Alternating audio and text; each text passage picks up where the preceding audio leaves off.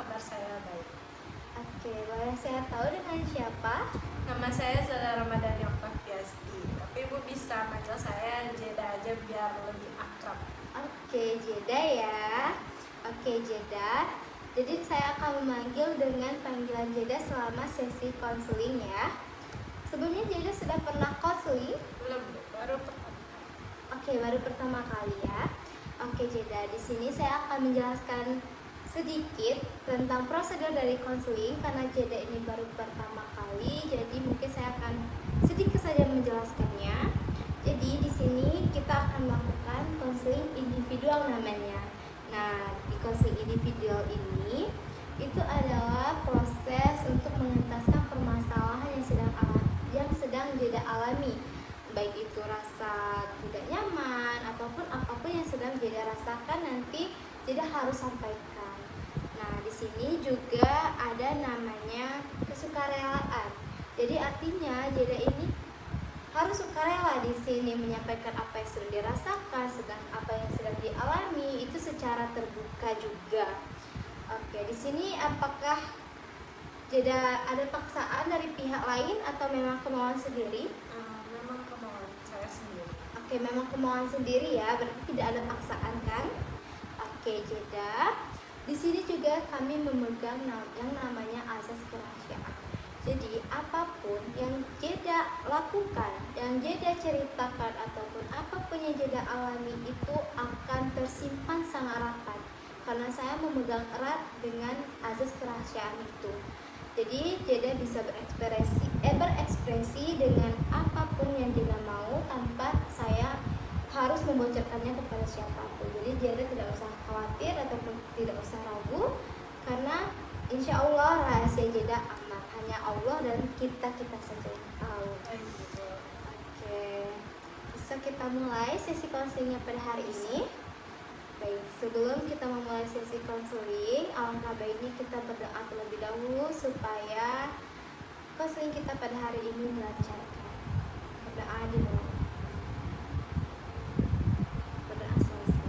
Baik Jeda, kita sudah berdoa tadi, artinya sesi konseling kita akan segera dimulai.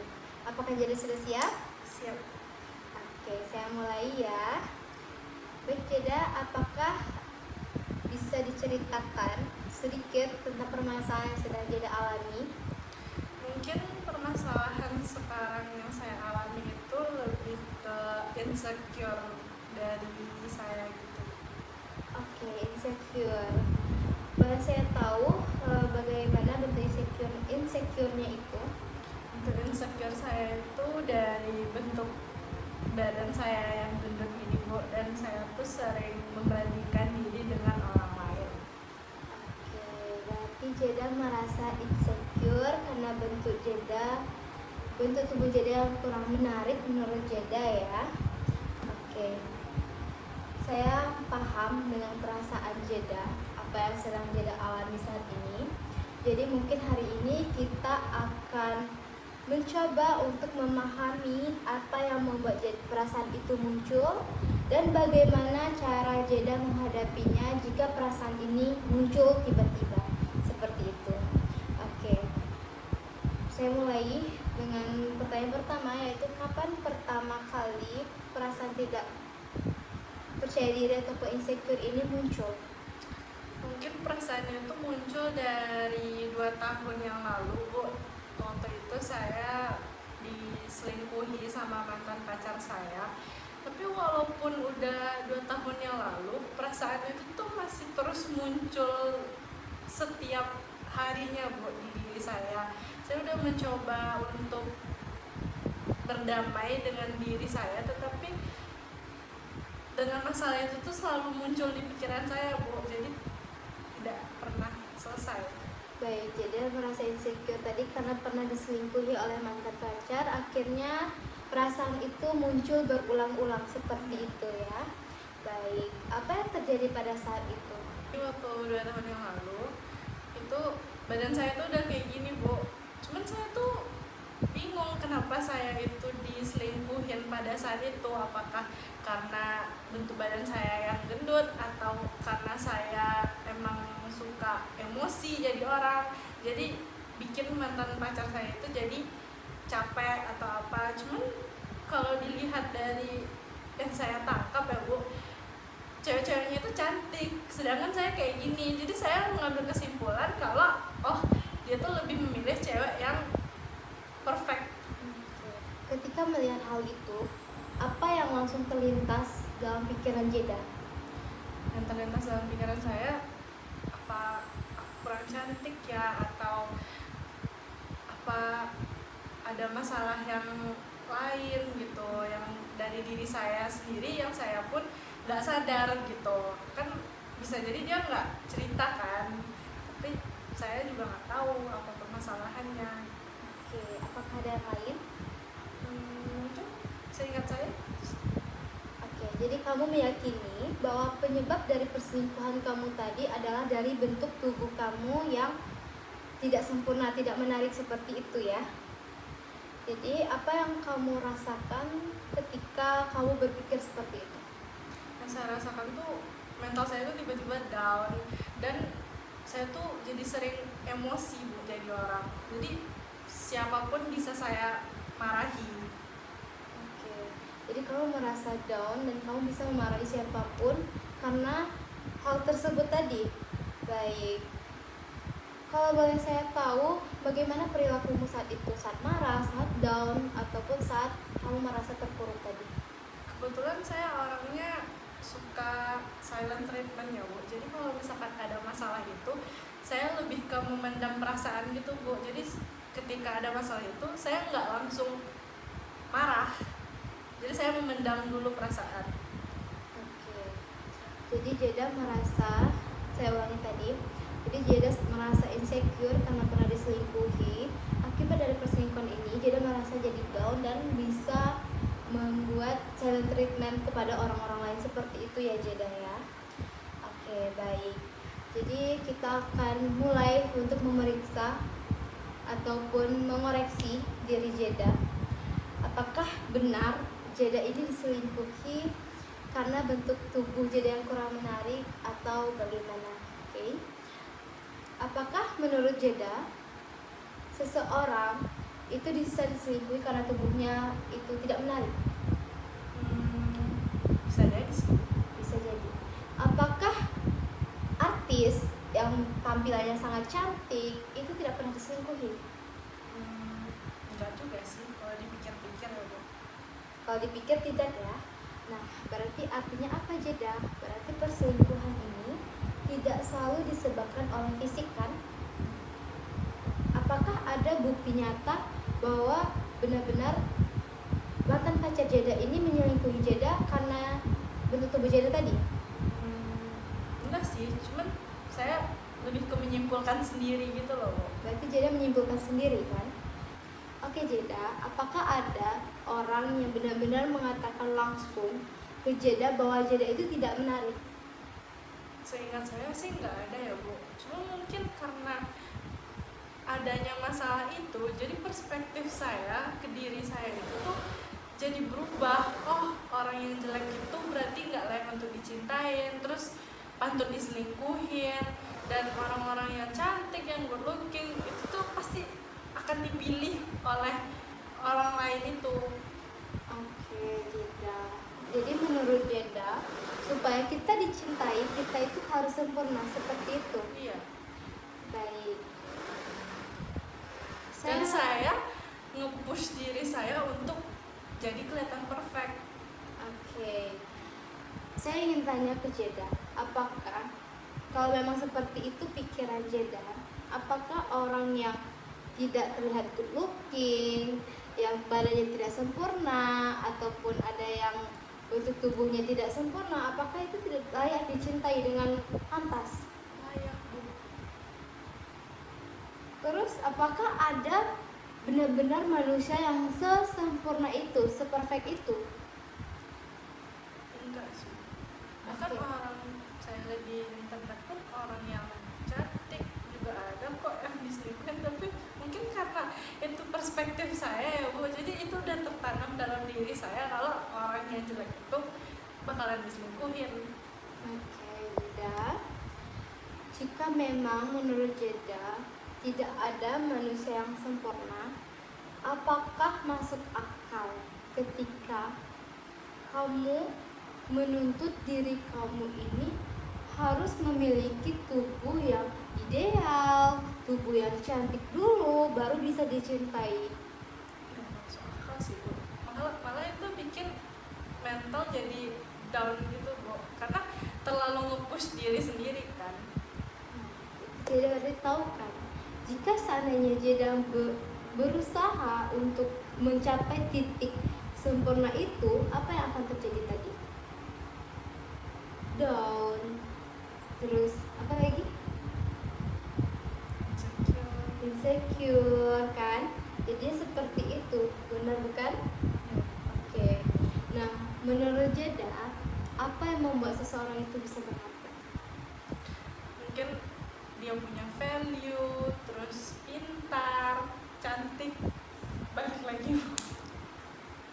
Oke. Apakah kepribadian, sikap, dan cara dia memperlakukan orang lain itu tidak termasuk? Masuk. Apakah Jeda tidak mempunyai itu? Punya.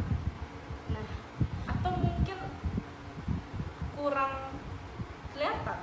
nah kalau begitu, mengapa selama ini Jeda ini hanya menilai diri Jeda ini pada satu aspek saja? Kenapa tidak melihat aspek-aspek diri Jeda yang lain seperti kepribadian Jeda, bagaimana cara Jeda menghargai orang lain? Kenapa hanya bentuk tubuh saja yang Jeda permasalahkan? Mungkin itu juga Bu, salahnya saya mungkin karena melihat satu aspek itu, jadi yang lain itu tuh gak saya lihat gitu Bu. Mungkinkah pengalaman diselingkuhi ini membuat Jeda ini terlalu fokus untuk apa? Untuk menaikkan keperfekan Jeda, malah tidak fokus pada kelebihan Jeda. Bisa jadi Bu. Karena yang saya lihat cuman masalah itunya aja. Oke. Jeda, saya ingin bertanya kepada Jeda. Selama pikiran bahwa tubuh Jeda ini kurang baik atau diri Jeda ini kurang baik, apa manfaat yang Jeda dapatkan? Gak ada manfaatnya sih Bu, malah itu tuh bikin saya jadi down, mental saya tuh jadi nggak stabil dan jadi lebih emosian ke orang lain gitu Bu. Apakah pikiran itu membuat Jeda lebih percaya diri dengan memikirkan hal-hal seperti itu? Enggak juga. Apakah bisa bikin Jeda bahagia dengan memikirkan hal seperti itu? Enggak. Apakah pikiran tadi itu membantu hubungan Jeda dengan orang lain itu menjadi lebih baik? Enggak juga. Nah, jadi artinya apa Jeda? Jadi artinya pikiran tersebut itulah justru membuat Jeda ini semakin sedih, merasa insecure, down, menarik diri, bahkan silent treatment kepada orang lain, bahkan memarahi orang-orang yang tidak seharusnya Jeda marahi. Benar bukan? Iya. Nah, jika suatu pikiran ini tidak didasarkan pada bukti yang kuat dan juga tidak membantu kehidupan Jeda, apakah pikiran itu layak harus Jeda pertahankan? Enggak. Enggak bukan? Nah, misalnya nih, ada sahabat Jeda datang dan berkata, aku diselingkuhi nih karena kayaknya tubuhku jelek lah. Apa yang Jeda ucapkan kepada teman Jeda itu? Jangan insecure, kita harus menaikkan value diri kita. Nah, saya tuh mungkin salahnya di situ Bu, karena saya terlalu berfokus ke sana mikir. Oke Jeda, proses yang sedang kamu jalani ini adalah keyakinan yang terjadi saat kamu sedang tidak baik-baik saja. Artinya apa? Jadi yang keluar dari dalam diri kamu itu sebenarnya adalah pikiran yang irasional. Nah, jadi kita akan membenahi pikiran irasional ini menjadi pikiran yang rasional. Setelah kita membahas semuanya, bagaimana jika kita mengganti kata-kata yang irasional tadi menjadi kata-kata yang lebih baik? Menurut kamu, kalimat apa yang sesuai? Seperti tadi Jeda mengatakan bahwa Jeda, aku kurang cantik. Kalimat apa yang lebih sesuai untuk diri Jeda? Kalau untuk bikin tambah pede ya Bu, harusnya saya tuh ngomong, kok hari ini cantik, Oke. kok makin bersih mukanya, atau Oke. badannya makin kecil, terus berusaha untuk diet gitu loh Bu. Oke, bagus. Ada lagi? Mungkin tambahannya? Mungkin lebih kepercaya diri lagi di depan orang banyak, karena saya sekarang juga walaupun di depan orang atau di depan kamera atau di sosmed, saya benar-benar menutup diri gitu Bu, karena perasaan insecure itu tadi. Oke, Jeda. Bagaimana perasaan kamu ketika telah mengatakan hal tersebut tadi? Jadi makin senang, terus pikirannya jadi moodnya naik gitu. Baik, Jeda. Setelah kita membahas pengalaman yang kamu alami, pikiran-pikiran kamu yang irasional tadi sudah kita rasionalkan, serta melihatnya dari sudut pandang yang rasional, bagaimana perasaanmu saat ini dibandingkan ketika awal konseling tadi? Perasaan saya tuh, pikiran saya tuh lebih terbuka gitu Bu, karena dari pikiran insecure tadi saya bisa jadi lebih, oh kita tuh harus percaya diri gitu jadi orang, jangan terlalu berfokus pada satu masalah itu. Jadi kita tuh harus menaikkan value lagi supaya ya kita tuh bisa kelihatan lebih berharga gitu di orang lain gitu. Jadi kita bisa mematahkan pikiran-pikiran buruk dari orang lain tersebut. Oke, saya sangat senang mendengarnya. Dari pembicaraan kita hari ini, saya melihat bahwa kamu sudah mulai menyadari bahwa pengalaman selingkuh tadi tidak semata-mata menentukan nilai dirimu sebagai seseorang. Nah, kamu juga mulai memahami bahwa bentuk tubuh itu tidak harus sempurna dan bukan jadi salah satu alasan membuat kamu itu insecure. Nah, apakah pemahaman ini sudah sesuai dengan yang kamu rasakan saat ini? Sepertinya sudah sesuai. Baik, itu merupakan langkah yang sangat baik menurut saya. Nah, meskipun mungkin perasaan insecure ini masih belum sepenuhnya hilang, setidaknya sekarang kamu sudah memiliki cara pandang yang sudah rasional dari irasional tadi, yang bisa membantu kamu ketika pikiran-pikiran buruk kamu itu muncul. Mungkin kamu bisa mengentaskannya dengan pikiran yang lebih baik tadi. Jeda, sebelum kita mengakhiri sesi hari ini, saya ingin mengajak Jeda kembali untuk melihat apa yang sudah kita bahas tadi.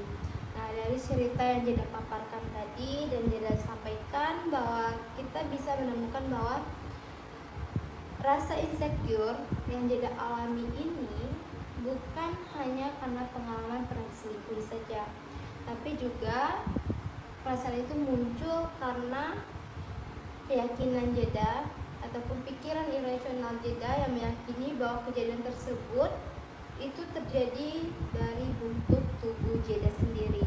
Apakah itu sesuai dengan yang Jeda pahami? Sesuai. Baik, bagaimana perasaan Jeda ketika menyadari hal itu? Perasaan saya lebih ke percaya diri lagi. Terus saya jadi terbuka pikiran saya kalau ternyata nggak harus di satu masalah itu. Bahkan kita tuh harus mengembangkan diri kita jadi cewek yang bervalue supaya orang-orang tuh jadi lebih menghargai kita lagi, dan kita tuh jadi lebih percaya diri di depan orang banyak. Baik, Jeda. Tadi kita juga sudah membahas bahwa perselingkuhan itu merupakan pilihan dari tindakan orang yang melakukannya. Nah, jadi kejadian itu tidak bisa langsung dijadikan bukti bahwa kamu ini tidak bervalue, tidak berharga, ataupun kurang menarik. Nah, bagaimana pendapat kamu tentang hal itu sekarang? Saya jadi lebih paham gitu loh Bu dengan kejadian ini. Jadi saya lebih ikhlas. Oke. Itu merupakan perkembangan yang sangat baik bagi saya. Saya melihat kamu juga sudah berusaha terbuka dalam sesi konseling dan berani juga mengevaluasi pikiran-pikiran yang selama ini membuat kamu terluka. Tentunya tidak mudah bagi kamu untuk membahas pengalaman yang sebenarnya menyakitkan seperti ini, tapi kamu hebat, kamu berhasil pada hari ini melewati itu. Saya ucapkan selamat kepada dirimu. Terima kasih ya Bu. Jeda, jika dibandingkan saat awal sesi tadi, bagaimana rasa tingkat tidak percaya dirimu saat ini? Dari diskalakan 1 sampai 10 yang awal tadi saya ngerasa di 1 ya Bu, tapi sekarang udah ke 8 karena saya lebih tahu jadi diri saya. Apakah masih ada perasaan insecure itu saat ini? Mungkin masih ada sedikit ya Bu, tapi setelah konseling ini jadi saya lebih agak sedikit jadi lebih percaya diri. Oke, itu sangat wajar ya, dan perubahan itu kan tidak secara instan.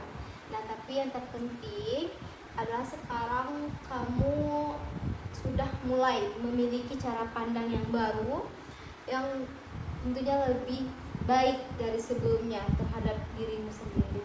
Baik, Jeda, sebagai latihan saya ingin kamu membuat jurnal pikiran selama 1 minggu ke depan.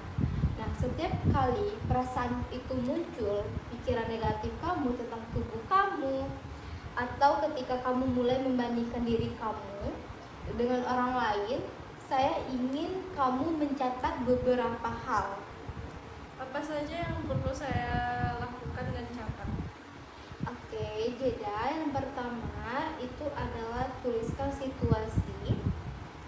Mungkin saya bisa bantu catatkan ya di buku catatan saya.